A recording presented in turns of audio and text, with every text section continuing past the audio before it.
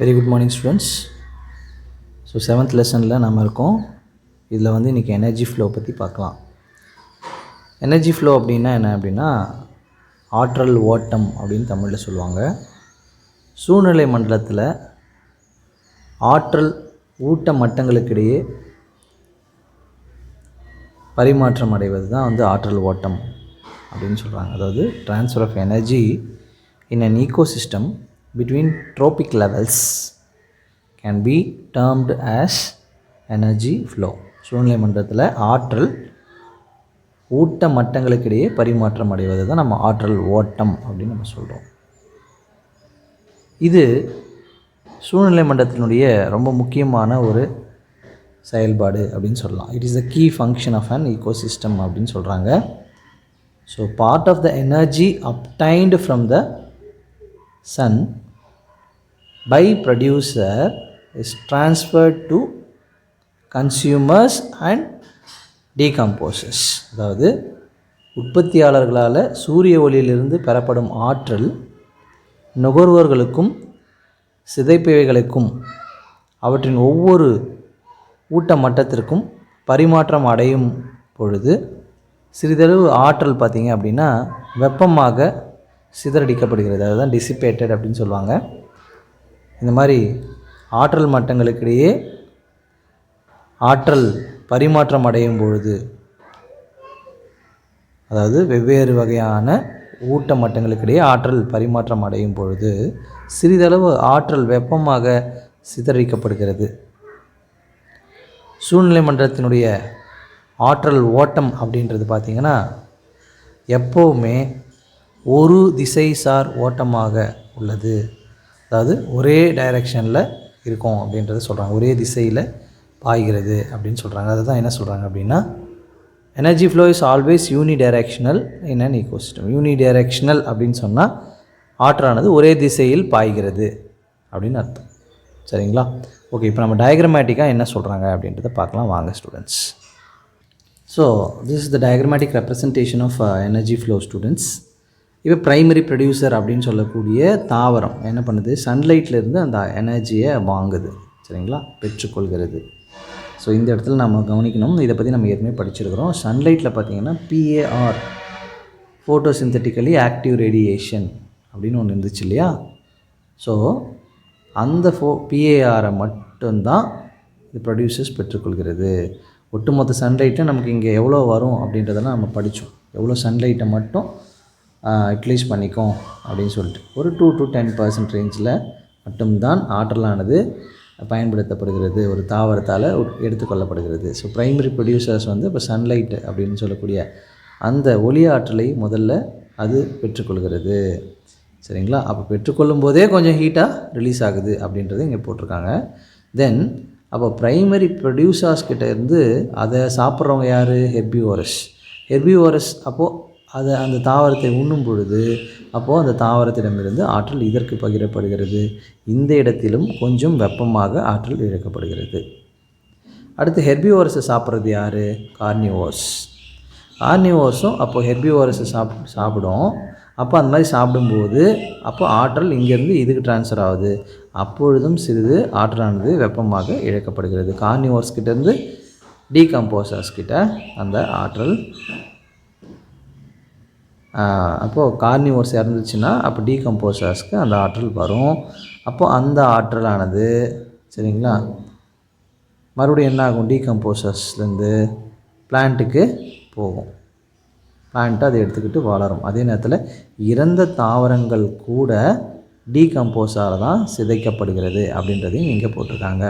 So ஆற்றல் இந்த மாதிரி ஒவ்வொரு ஆற்றல் மட்டத்திற்கும், அதாவது எந்த கன்சியூமர்ஸ்லேருந்து டீகம்போசர்ஸ் வரைக்கும் ஒவ்வொரு ட்ராபிக் லெவலுக்கும் எனர்ஜியாக ட்ரான்ஸ்ஃபர் ஆகும்பொழுது அது எப்பொழுதுமே எப்படி போகுது அப்படின்னா ஒரே திசையில் தான் பாயும் அப்படின்றத சொல்லியிருக்கிறாங்க இந்த டயக்ராமில். சரிங்களா?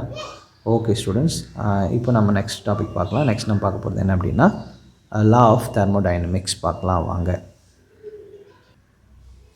அடுத்து நம்ம பார்க்க போகிறது என்ன அப்படின்னா லா ஆஃப் தெர்மோடைனமிக்ஸ். ஒரு சூழ்நிலை மண்டலத்தினுடைய ஆற்றல் சேமிப்பு மற்றும் இழப்பு வெப்ப இயக்கவியலின் 2 விதிகளை அடிப்படையாக கொண்டது அப்படின்னு முதல்ல இன்ட்ரோவில் சொல்லியிருக்கிறாங்க. the storage and loss of energy in an ecosystem is based on two basic law of thermodynamics. அதில் வெப்ப இயக்கவியலினுடைய முதல் விதி என்ன அப்படின்றத பார்க்க போகிறோம். ஃபர்ஸ்ட் லா ஆஃப் தெர்மோடைனமிக்ஸ்னால் என்ன? சரிங்களா? It's very simple. ஆற்றல் வெவ்வேறு வடிவங்களில் ஒரு அமைப்பிலிருந்து மற்றொன்றுக்கு கடத்தப்படுகின்றது என்பதே அதனுடைய முதல் விதி. உங்களுக்கு எல்லாருக்கும் தெரியும் இல்லையா? ஏற்கனவே தெரியும். ஆற்றலை ஆக்கவோ அழிக்கவோ முடியாது. ஆனால் ஒரு வகை ஆற்றலை மற்றொரு வகை ஆற்றலாக மாற்ற முடியும். இதனால் இந்த பேரண்டத்தில் உள்ள ஆற்றலின் அளவு என்பது நிலையானது அப்படின்னு சொல்கிறாங்க. ஃபர்ஸ்ட் லாவில் என்ன சொல்கிறாங்க பாருங்கள். So it state that energy can be transmitted from one system to another in various forms. ஆற்றல் வெவ்வேறு வடிவங்களில் ஒரு அமைப்பிலிருந்து மற்றொன்றுக்கு கடத்தப்படுகிறது என்பதே அதனுடைய முதல் விதி. இது கொஞ்சம் டீட்டெயிலாக சொல்லணும் அப்படின்னா, energy cannot be destroyed or created. ஆற்றலை ஆக்கவோ அழிக்கவோ முடியாது. But it can be transformed from one form to another. ஒரு ஆற்றலிலிருந்து இன்னொரு ஆற்றலாக அது மாறுகிறது. ஆஸ் அ ரிசல்ட், நீங்கள் கடைசியில் பார்த்தீங்க அப்படின்னா இந்த பேரண்டத்தில் உள்ள ஆற்றலினுடைய அளவு என்பது நிலையானதாக இருக்கிறது. As a result the quantity of energy present in the universe is constant. இந்த பேரண்டத்தில் உள்ள ஆற்றலின் அளவு என்பது நிலையானது அப்படின்னு சொல்லி இது ஃபஸ்ட்டு லாவை சொல்கிறாங்க. சரிங்களா? ஸோ இதனுடைய எக்ஸாம்பிள் என்ன அப்படின்றத பார்க்கலாம் வாங்க. ஸ்டூடெண்ட்ஸ், இந்த இடத்துல எக்ஸாம்பிளை நம்ம சிம்பிளாக சொல்லணும் அப்படின்னா, ஒளி ஆற்றல் வேதி ஆற்றலாக மாற்றப்படுகிறது அப்படின்றத நம்ம ஷார்ட்டாக சொல்ல முடியும். ஸோ அது எப்படி டீட்டெயிலாக சொல்கிறாங்க அப்படின்னு பார்க்கலாம். In photosynthesis the product of starch, it is chemical energy, is formed by the combination of reactants. இது எப்படி உருவாகிறது அப்படின்னு சொன்னால், வினைபடு பொருட்களின் மூலமாக. எந்தெந்த வினைபடு பொருட்கள்? chlorophyll, H2O and CO2 இவையெல்லாம் சேர்ந்து தான் அது உருவாக்கப்படுகிறது. The energy stored in starch is acquired from the external source. The energy stored in starch is acquired from the external source, that is light energy. இருந்து நமக்கு starch கிடைக்குது. And so there is, இந்த இடத்துல பார்த்தீங்க அப்படின்னா no gain or loss in total energy. ஒட்டுமொத்த ஆற்றலில் பார்த்திங்கன்னா நமக்கு லாபமும் இல்லை இழப்பும் இல்லை அப்படின்னு சொல்கிறாங்க. ஸோ ஹியர் லைட் எனர்ஜி, இந்த இடத்துல ஒளி ஆற்றலானது is converted into chemical energy. ஒளி ஆற்றலானது வேதி ஆற்றலாக மாற்றமடைகிறது. அதுதான் இங்கே எக்ஸ்ப்ளனேஷன் கொடுத்துருக்குறாங்க. 6 CO2வும் 6 H2Oவும் இன் ஃப்ரண்ட் ஆஃப் லைட் குளோரோஃபில்லில் நமக்கு ஸ்டார்ச்சாகவும் ஆக்சிஜனாகவும் நமக்கு கிடைக்குது அப்படின்னு சொல்லியிருக்கிறாங்க. சரிங்களா? ஸோ அதுதான் ஷார்ட்டாக சொல்லணும் அப்படின்னா, light energy is converted into chemical energy அப்படின்னு சொல்லியிருக்கிறாங்க. Okay, let me come to the next topic, that is second law of thermodynamics பார்க்கலாம் வாங்க. டியர் ஸ்டூடெண்ட்ஸ், நம்ம ஃபஸ்ட்டு பார்த்தது என்ன அப்படின்னா, வெப்ப இயக்கவியலினுடைய முதல் விதியை நம்ம பார்த்தோம். ஸோ அதில் என்ன சொல்லியிருக்காங்க அப்படின்னா, ஒளி ஆற்றலானது வேதி ஆற்றலாக மாற்றமடைந்திருக்கிறது அப்படின்னு ஷார்ட்டாக சொல்லியிருக்கிறாங்க. இப்போ நம்ம நெக்ஸ்ட்டு பார்க்க போகிறது என்ன அப்படின்னா, செகண்ட் லா ஆஃப் தெர்மோடைனமிக்ஸ் பற்றி பார்க்க போகிறோம். அதாவது வெப்ப இயக்கவியலினுடைய இரண்டாம் விதி. அதை பற்றி பார்க்குறதுக்கு முன்னாடி என்ன சொல்கிறாங்க அப்படின்னு பார்த்தீங்கன்னா, ஒவ்வொரு ஆற்றல்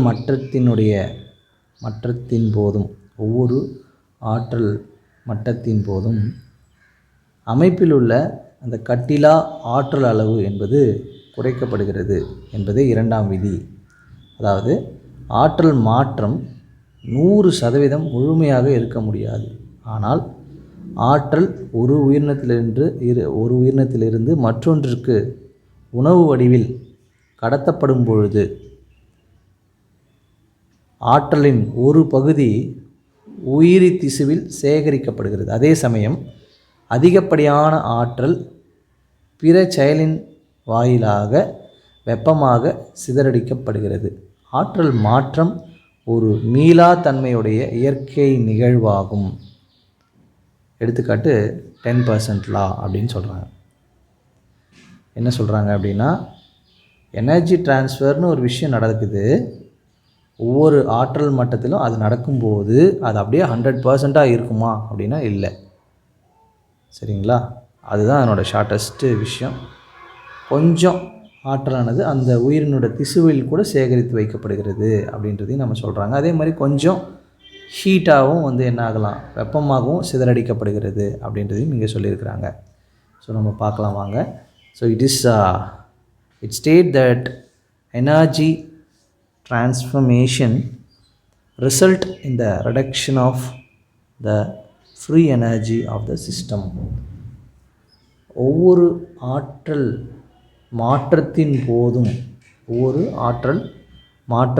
போதும் அமைப்பில் உள்ள சிஸ்டமில் இருக்கிற சிஸ்டம் அப்படின்றதுனா இந்த யூனிவர்ஸில் அப்படின்னு வச்சுக்கலாம். அந்த கட்டிலா ஆற்றல் ஃப்ரீ எனர்ஜி என்பது அங்கே இருக்கக்கூடிய அந்த ஒட்டுமொத்த ஆற்றல் அது கொஞ்சம் கொஞ்சமாக ரெடியூஸ் ஆகுது அப்படின்னு சொல்லிக்கிறாங்க. Usually energy transformation cannot be 100% efficient. ஆற்றல் கடத்தப்படுதல் என்பது முழுமையாக 100% அப்படியே நடக்காது. ஆற்றல் ஒரு உயிரினத்திலிருந்து மற்றொன்றுக்கு உணவு வடிவில் கடத்தப்படும் பொழுது, as energy is transformed from one organism to another in the form of food, உணவு வடிவில் கடத்தப்படும் பொழுது a portion of it is stored as energy in living tissue. ஒரு குறிப்பிட்ட பகுதியானது அந்த உயிரி திசுவின் உள்ள சேமித்து வைக்கப்படுகிறது. அதே சமயம் இன்னொரு பக்கம் பார்த்தீங்க அப்படின்னா, whereas a large part of energy is dissipated as a heat through respiration. அதே சமயம் பிற செயலின் வாயிலாக வெப்பமாக ஆற்றலானது சிதறடிக்கப்படுகிறது. குறிப்பாக அதுலேயும் சுவாசம் என்ற ஒரு நிகழ்வின் மூலமாக அது இழக்கப்படுகிறது. The transfer of energy is irreversible natural processes. Transfer of energy is irreversible natural process. ஆற்றல் மாற்றம் ஒரு மீளாத்தன்மையுடைய இயற்கை நிகழ்வாகும். இதற்கு உதாரணமாக சொல்லணும் அப்படின்னா 10 விழுக்காடு விதி அப்படின்னு ஒரு விதி இருக்கிறது, 10% லா. அதை தான் நம்ம நெக்ஸ்ட் பார்க்க போகிறோம் ஸ்டூடெண்ட்ஸ். இந்த செகண்ட் லாவில் நம்ம தெரிஞ்சுக்கிட்டது என்ன அப்படின்னா, ஆற்றல் மாற்றம் அடையும் பொழுது சிஸ்டமில் இருக்கிற ஆற்றல் என்பது அப்படியே 100% எஃபிஷியண்ட்டாக அப்படியே அடுத்த லெவலுக்கு போகும்போது ட்ரான்ஸ்ஃபர் ஆகிறது இல்லை. உதாரணமாக ஒரு உயிரினத்தில் உணவு வடிவில் ஆற்றல் கடத்தப்படும் போது அதனுடைய ஒரு பகுதியானது அதனோட திசுக்குள்ளேயும் சேமித்து வைக்கப்படுகிறது. இன்னொரு பக்கம் பார்க்கும்பொழுது பிற செயலினுடைய வாயிலாக, அதாவது ரெஸ்பிரேஷன் மாதிரியான சில ஒர்க்கின் காரணமாக என்ன ஆகுது அப்படின்னா, அந்த வெப்பமாக அந்த ஆற்றலானது சிதறடிக்கவும் படுகிறது. பெரும்பகுதியான ஆற்றல் என்பது வெப்பமாகவும் சிதறடிக்கப்படுகிறது அப்படின்றதையும் நம்ம பார்க்குறோம். அது மட்டும் இல்லை, கடைசியாக என்ன சொல்கிறாங்க அப்படின்னா, ஆற்றல் மாற்றம் அப்படின்றது ஒரு மீளாத்தன்மையுடைய ஒரு இயற்கையாக நடக்கக்கூடிய ஒரு நிகழ்வு அப்படின்னு சொல்கிறாங்க. சரிங்களா? irreversible natural process. இது நம்ம எதன் மூலமாக தெரிந்து கொள்ள போகிறோம் அப்படின்னு சொன்னால், உதாரணமும் கொடுத்துருக்குறாங்க. 10 விழுக்காடு விதி, அதாவது 10% லா. அதை பற்றி அதில் நம்ம தெரிஞ்சிக்க முடியும் அப்படின்னு சொல்கிறாங்க. நெக்ஸ்ட் பார்க்க போகிறது 10% லா தான். வாங்க பார்க்கலாம். டியர் ஸ்டூடெண்ட்ஸ், நீங்கள் இப்போ இந்த படத்தை பார்க்குறீங்க. இது 10% லாவோட ஒரு அருமையான எக்ஸ்ப்ளனேஷன் டயக்ராம். இப்போ சன்லைட்லேருந்து நமக்கு 1000 ஜூல்ஸ் அந்த ஆற்றல், ஒளி ஆற்றல் என்ன பண்ணுதுன்னா ப்ரைமரி ப்ரொடியூசர்ஸ் மேலே அது விழுது. இப்போ இதில் 100 ஜூல்ஸ் மட்டும்தான் ப்ரொடியூசர்ஸ் அடுத்த லெவலுக்கு அனுப்புது. அப்படின்னா அதுலேருந்து அது 10% இருக்குது இல்லையா? அப்போ 900 ஜூல்ஸ் ஆஃப் எனர்ஜி என்ன ஆயிடுதுன்னா அது அப்படியே இழக்கப்படுகிறது. 900 ஜூல்ஸ் அப்படியே வெப்பமாகவே இழக்கப்படுகிறது. சரிங்களா? இப்போ அந்த 100 ஜூல்ஸ் அது யூட்டிலைஸ் பண்ண அந்த 100 ஜூல்ஸ் அடுத்த லெவலுக்கு அனுப்பும்போது இப்போ ப்ரைமரி கன்சியூமர்ஸ் அதை கன்சியூம் பண்ணிக்குது. அதுவும் என்ன பண்ணும் அப்படின்னா இந்த 100லேருந்து 90% ஜூல் ஆஃப் எனர்ஜியை இழந்துடும். ரெஸ்பிரேஷன் மாதிரியான சில ஃபங்க்ஷன்ஸ் மூலமாக அது ஹீட்டாக சரௌண்டிங்கில் அதை இழந்துடும். அதுலேருந்து இப்போ பார்த்திங்கன்னா அதுக்கு கன்சியூம் ஆனது எவ்வளோ அப்படின்னா ஒரு 10 ஜூல்ஸ் அது சேமித்து வச்சுக்கும். ஸோ அதை அது இறந்து போனாலோ அல்லது அது வந்து அதை உணவாக உட்கொள்ளக்கூடிய அடுத்த லெவல் கன்சியூமர், அதாவது செகண்டரி கன்சியூமர் இருக்கு இல்லையா, அவங்க எடுத்துக்கும் போதும் அப்போ அதுலேருந்து ஒரு 10 ஜூல் லெவலுக்கு அது எனர்ஜி வந்து ட்ரான்ஸ்ஃபர் பண்ணும். இப்போ 10 ஜூல்லேருந்து செகண்டரி கன்சியூமர் கன்சியூம் பண்ணதில் 9 ஜூலில் மறுபடியும் இழந்துடும்.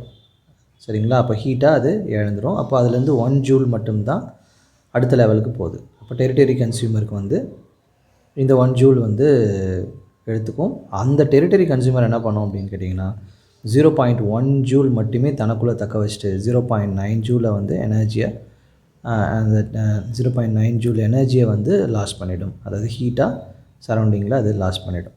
ஸோ அப்போது இந்த இடத்துல பார்த்திங்க அப்படின்னா இந்த ப்ரைமரி ப்ரொடியூசர்லேருந்து up to the tertiary consumer வரைக்கும் பார்த்திங்கன்னா 10% வந்து எனர்ஜி வந்து ட்ரான்ஸ்ஃபர் ஆகிறத பார்க்க முடியும். அதே மாதிரி அதில் இருக்கக்கூடிய 90% ஆஃப் எனர்ஜி அப்படியே வந்து ஹீட்டாக எனர்ஜியை லாஸ் பண்ணுறத நம்ம பார்க்க முடியுது. ஸோ இதனால தான் இது என்னென்னு சொன்னாங்க அப்படின்னா 10% லா அப்படின்னு சொன்னாங்க. ஸோ இதில் இருக்கக்கூடிய இன்னும் ஒரு சில பாயிண்ட்ஸை நம்ம பார்க்கலாம் வாங்க. இந்த லாவை முதல்ல ப்ரப்போஸ் பண்ணது யார் அப்படின்னா லின்மேன் அப்படின்னு ஒரு சயின்டிஸ்ட் 1942 இதை ப்ரப்போஸ் பண்ணார்.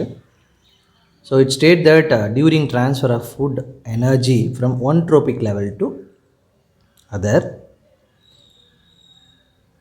உணவு ஆற்றலானது ஒரு ஆற்றல் மட்டத்திலிருந்து இன்னொரு ஆற்றல் மட்டத்திற்கு கடத்தப்படும் பொழுது only about 10% stored at every level and rest of them, that is 90% is lost in respiration. So அவ்வாறாக கடத்தப்படும் போது 10% மட்டுமே அந்த உயிரினத்துக்குள்ளே அது சேமிக்கப்படுகிறது.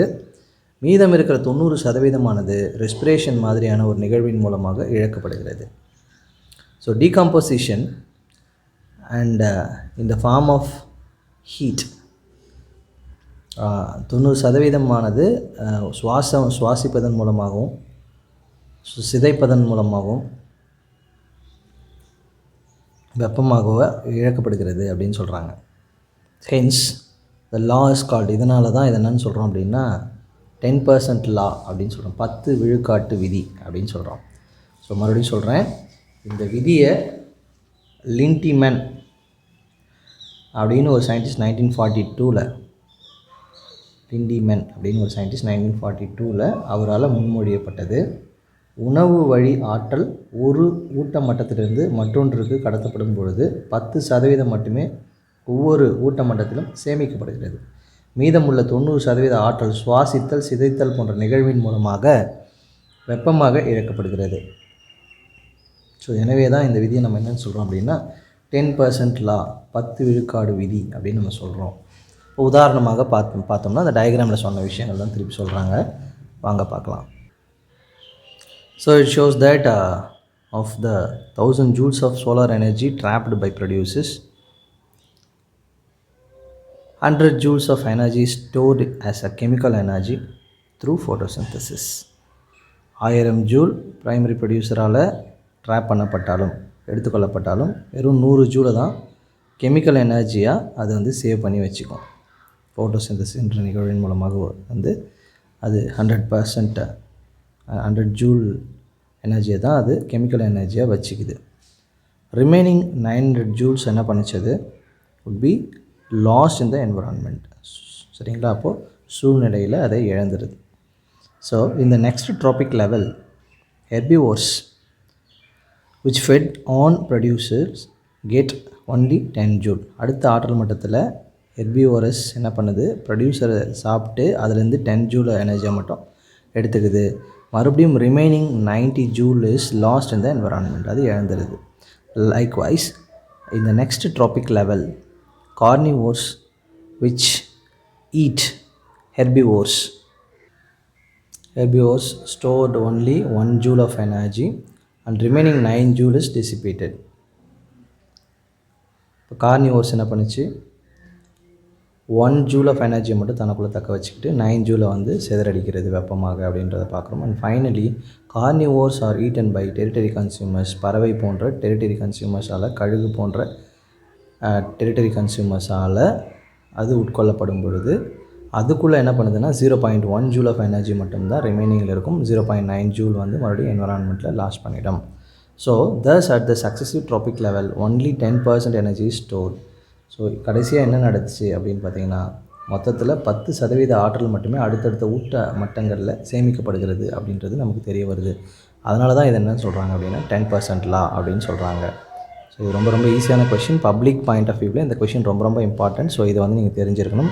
ஸோ இது டெஸ்ட்டுக்கும் நான் கொடுத்துருக்குறேன். ஸோ இதை ப்ரிப்பேர் பண்ணுங்கள் ஸ்டூடெண்ட்ஸ். வாங்க நம்ம நெக்ஸ்ட் டாபிக் போகலாம்.